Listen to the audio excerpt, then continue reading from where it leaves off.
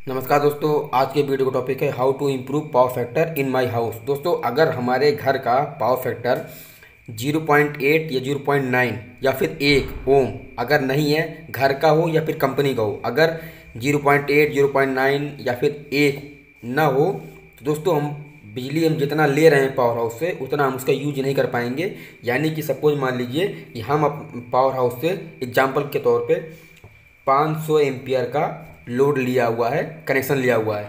अब हमारा power factor जो घर का है वो 0.8 आ रहा है।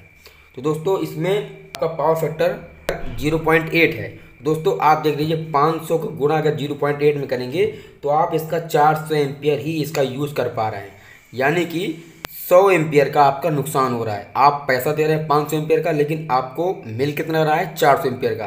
पावर फैक्टर 0.8 की कंडीशन में अगर यहाँ पे पावर फैक्टर 500 गुणे 0.9 है दोस्तों, यहाँ पर आप 450 एम्पियर का लोड ले रहे हैं, उसका कंजप्शन कर रहे हैं, उसका यूज आप कर रहे हैं। लेकिन अगर यहीं पर पावर फैक्टर अगर 1 ओम होता है दोस्तों, इसमें आप देख लीजिए, इसमें आपको पूरा 500 एम्पियर का यूज कर रहे हैं, यानी कि आपको कोई भी नुकसान नहीं है।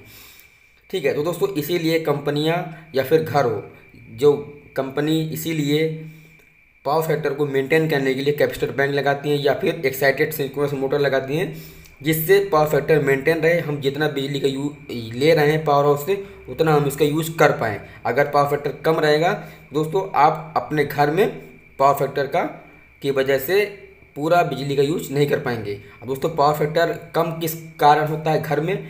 दोस्तों जितने भी घर में इंडक्टिव लोड लगे होते हैं उनकी वजह से पावर फैक्टर हमारा हमेशा गिरता है। इंडक्टिव लोड में क्या क्या आता है, जिसमें आपके कॉयल होते हैं। ठीक है, कॉयल का मतलब जैसे आपका फैन हो गया, जो ट्यूबलाइट होता है उसका चोक, जिसमें दोस्तों कॉयल होगा वो इंडक्टिव लोड में आता है। इसी की वजह से पावर फैक्टर हमारा कम होता है। जो हमारा रेजिस्टिव लोड होता है और कैपेसिटिव लोड होता है, रेजिस्टिव लोड में जैसे हमारे हीटर और कैपेसिटिव लोड में जैसे हमारे कैपेसिटर।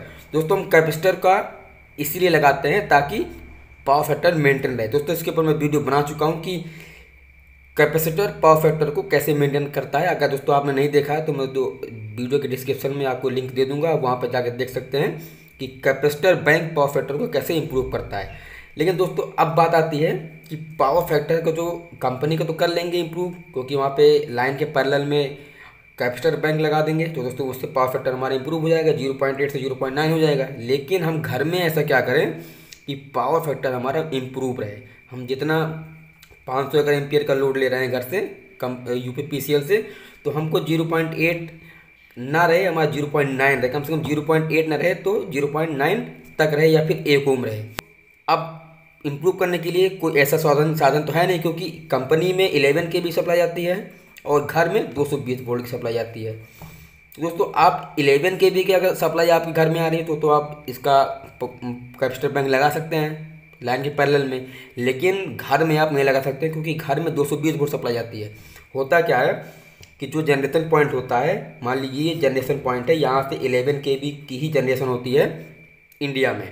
इसके बाद दोस्तों ये सब स्टेशन है, यहाँ पर स्टेप अप ट्रांसफार्मर लगा हुआ है, यहाँ से इसको बढ़ाकर 33 kV या 66 kV जितना भी इसको कर दिया। इसके बाद दोस्तों फिर आता है दूसरा सब स्टेशन छोटा, वहाँ पर स्टेप डाउन ट्रांसफार्मर लगा होता है। स्टेप डाउन ट्रांसफार्मर में इसको कम किया जाता है 11 kV, फिर इसको वापस से इसको 11 kV बनाया जाता है। 11 kV में 3 RYB निकलेंगे। इसके बाद स्टेप डाउन ट्रांसफार्मर लगेगा। स्टेप डाउन ट्रांसफार्मर में हमको डेल्टा में कनेक्शन हो जाएगा इनपुट में, और आउटपुट में हमको RYB प्लस न्यूट्रल मिल जाएगा। अब दोस्तों यहाँ से हमने एक फेज उठा लिया, यहाँ से हमने न्यूट्रल उठा लिया, इससे हमारा 220 वोल्ट कनेक्शन हो गया। अब जो कैपेसिटर बैंक डोमेस्टिक सप्लाई में लगता है वो लगता है आपका यहाँ पर लगता है कैपेसिटर बैंक, यहाँ पर लगता है, ताकि पावर फैक्टर आपका यहीं से मेंटेन होकर आगे जाएगा।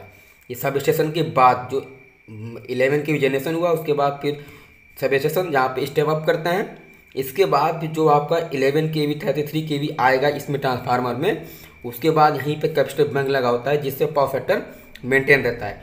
दोस्तों वैसे तो कम नहीं होता है, बिजली के बिल पर आपके 0.8 मेंशन होता है कि पावर फैक्टर आपको इतना मिलेगा, कहीं कहीं पर 0.9 होता है।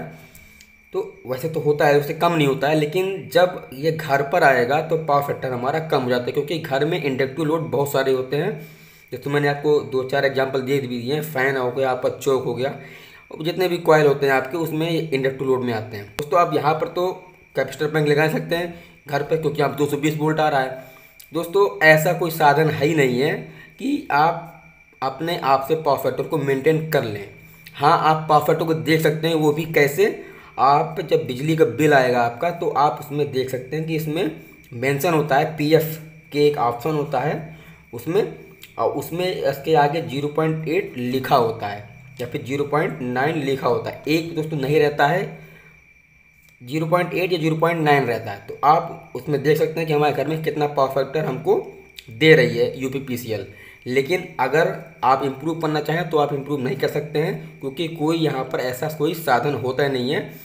साधन यहीं पर ही होता है जहाँ पर सब स्टेशन के बाद में, तो 33 kV की जनरेशन हुआ, उसके बाद जब स्टेप डाउन ट्रांसफार्मर लगाते हैं उसके पहले ही जो वीसीबी होता है उसके पास में लगा देते हैं।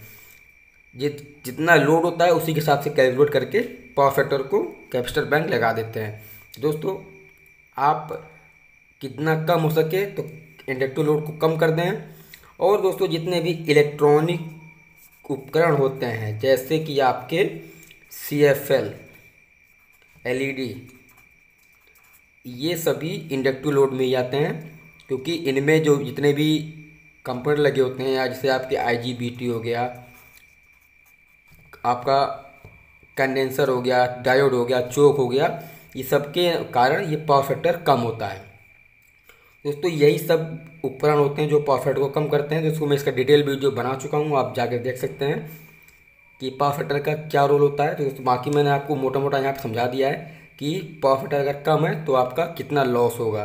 दोस्तों आप ये जानकारी आपको कैसे लगी, अगर अच्छी लगी तो चैनल को सब्सक्राइब करिए, सब्सक्राइब करने के बाद बेल आइकन बटन जरूर दबा दीजिएगा।